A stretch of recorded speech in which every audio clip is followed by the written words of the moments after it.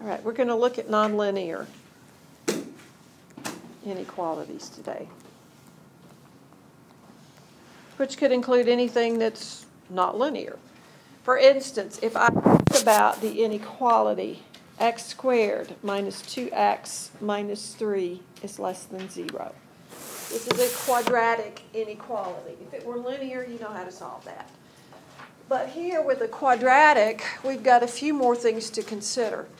Because if we were just looking at the quadratic part, there are two places where that's equal to 0. So I want to find those two places that are equal to 0 so that we can determine where it's less than or greater than 0. So to do that, the first thing we need to do with the quadratic is to factor it. So we're going to factor this quadratic, x, and we know our factors are going to have to be a minus 3 and a plus 1. So I need to know where that product is less than 0. Now we know from working before with equations, if that equation were equal to 0, then either x minus 3 has to be 0 or x plus 1 has to be 0 in order to get a value of 0. So let's think about where the zeros would be on this particular quadratic function. What would make that equal to 0? What values of x? Negative 1 and 3.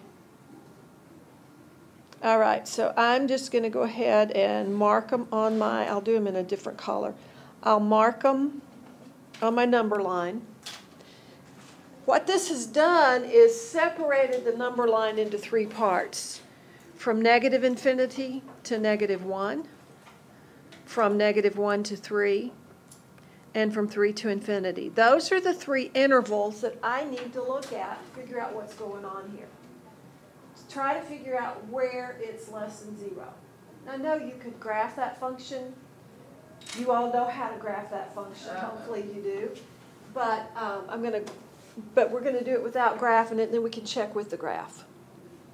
Now, if I need a test point in this interval, I'm not concerned about what the actual value is. I just want to know, is it negative or is it positive? So if I choose a test point between negative infinity to negative 1, say negative 2, and plug it into my function, into my inequality, plug it in the factored form. You're not really concerned about what the value actually is, just is it negative or positive. So if I choose negative 2 minus 3 is a negative value. And negative 2 plus 1 is a negative value. So negative times a negative is a positive. All right, if I choose something in the next interval, which contains 0, and 0 is always the best thing to plug in, because it's the easiest, I'd have a negative times a positive, which is a negative. And then if I choose something in the third interval, larger than 3, like 4, I'll have a positive times a positive. Notice I want to know where's it less than 0. It's less than 0 between negative 1 and 3. Because there's no equal to, we're not going to use brackets. We have to use parentheses. And if we were going to graph it on the number line, it would be between here and here. Now you can either use on a number line open circles, or you could use parentheses there too. This would be a number line graph. Negative 1 to 3 is the interval. If we think about what the graph of that function would look like, you told me that 3 and negative 1 are the zeros of that function.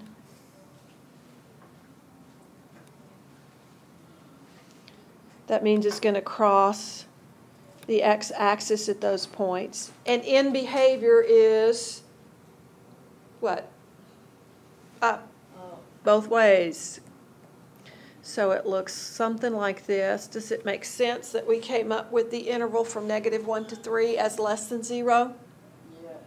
Yes. Okay, but it's not a difficult task to do it if you didn't know how to graph it or if you didn't have a graphing calculator available. Somebody asked me last block, well, If you know what it looks like, why do you have to go through the process? It's a process. If we get used to using this process, it's something that you'll need next year in calculus when we start looking at first derivatives and second derivatives, intervals where it's positive or negative. So if we can get that down this year, that will make life easier for you next year. Okay, here again, we're looking where this is less than 0. So the first step is to do what, Ken? Factor. Factor. And how does this one factor? So x minus 6 and x plus 1. Is he right? Yeah. All right, so that's how it factors. Let's think about the number line. What would the zeros be? What would make that 0? 6 or -1. -1 or 6. All right, and since this is a less than and doesn't have an equal to, I'll just do open circles. So we're going to do the same thing. Just choose a value in each interval to determine where it's negative, where it's positive. And so if I choose -2, is it going to be negative or positive? Positive. Positive, because a -8 times a -1, it would be positive. What about if I choose something like 0? Negative. And then the next interval? Positive. Positive. And no, it doesn't always turn out this way. It depends on how your variable is situated. If you had a negative variable, a negative in front of your x, it would reverse things. So it's always a good idea to check your intervals. So where does this meet the condition of the inequality? -1 to 6. -1 to 6. I think in part of your work today, you're asked to give it in interval notation, and in part of it, you're asked to graph on a number line. So from -1 to 6. Is this the same thing they used to make the Khan Academy stuff? I don't think so. His is a little more sophisticated than mine. Let's do a cubic. See what we can do with the cubic.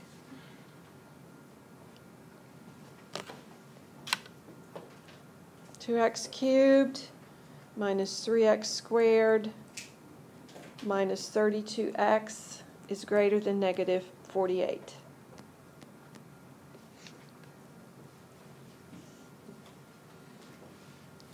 What's first?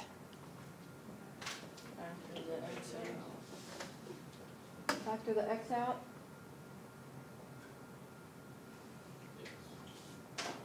How's that going to help? It'll make it quadratic. And we can factor it better. Do we think we can factor that though? Maybe. Okay, if you don't have a graphing calculator to look at, or if this is not a calculator active question, notice it would be comparing to -48. That might be a little difficult to do. So we want to add 48 to both sides to start with and compare to 0. So your first step is going to be to move that -48 over, or add 48 to both sides. Because I don't think we could have factored the other one. And whenever we factor an inequality or an equation, you want it factored after you have it a 0 on the left side. So now, notice I could group these two and group these two. And in doing that, we can factor out an x squared.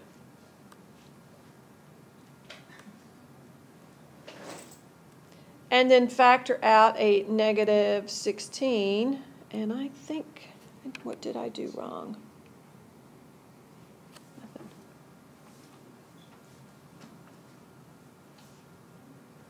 Oh, y'all didn't catch me. This should have been a negative here. I knew something wasn't going to come out right if I did that. And I bet it's too late to erase this one. Nope. So this becomes 2x minus 3. So now I have 2x minus 3 that's common, and I'm left with x squared minus 16 And that factors again.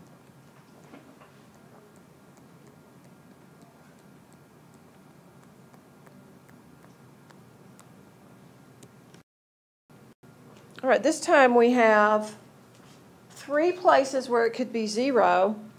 So it's going to separate the number line into 4 different intervals. We have x is 3/2,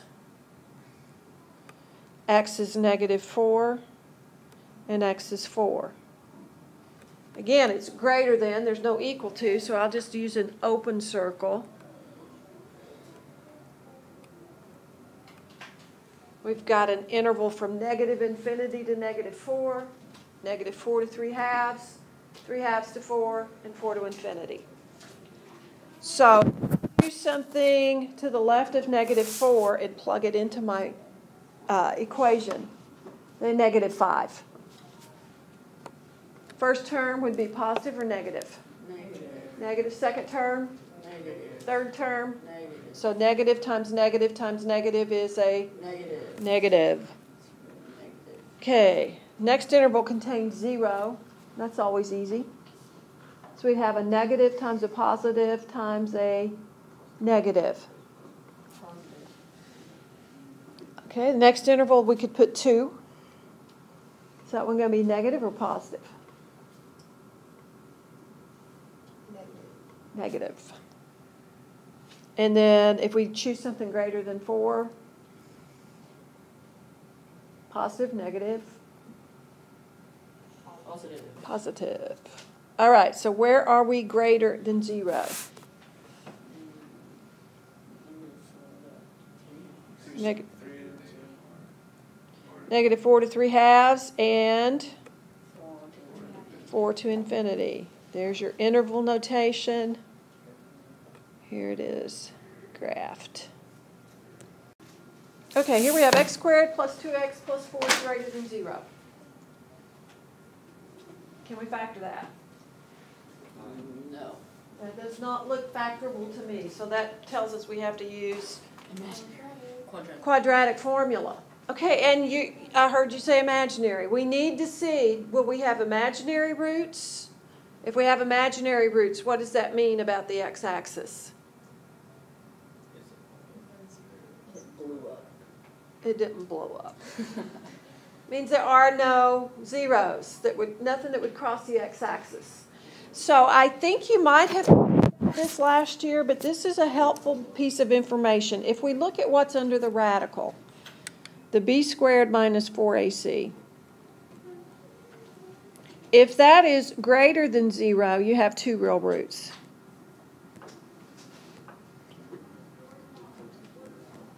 If it equals 0,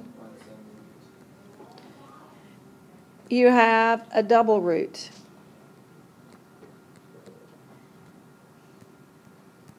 Because you'd have plus or minus 0. And if it's less than 0, you have imaginary roots, 2 imaginary roots. So instead of having to look at the whole quadratic formula, we can just consider the b squared minus 4ac to determine whether we've got, and then if we've got real roots, we can do the whole thing. But if we look at this, b squared minus 4ac, that's going to be 2 squared minus 4 times 4. Is that going to be greater than 0 or less than 0?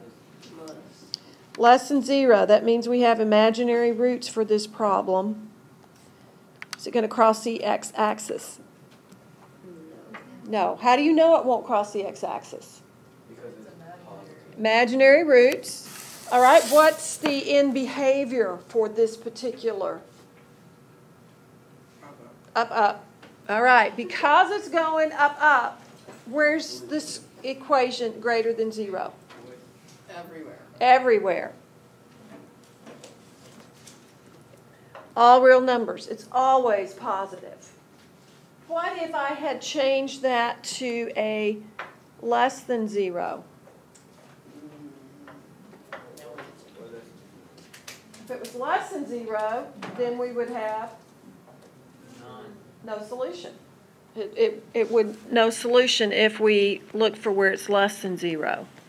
Because if you have imaginary roots and in behavior is this way, it's never going to be less than 0. It's always greater than 0. So you'd have no solution there. Okay, here we have x squared plus 2x plus 1 is less than or equal to 0. Can we factor this one? No. Yeah.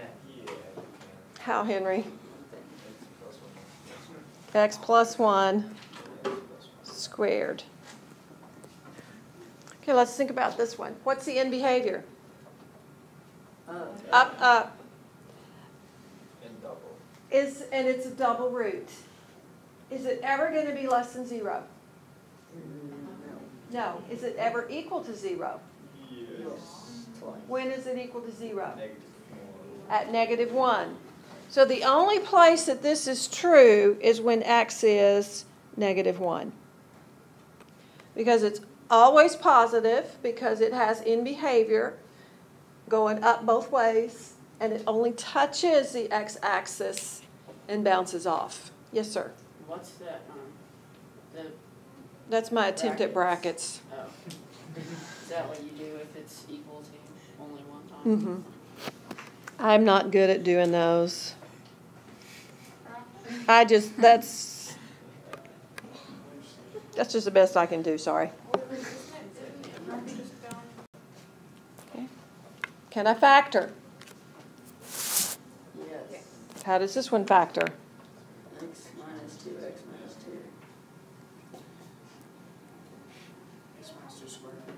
Okay, so that is x minus 2 squared. In behavior, again, is all going up. Where is this greater than 0? Everywhere except at x equals 2.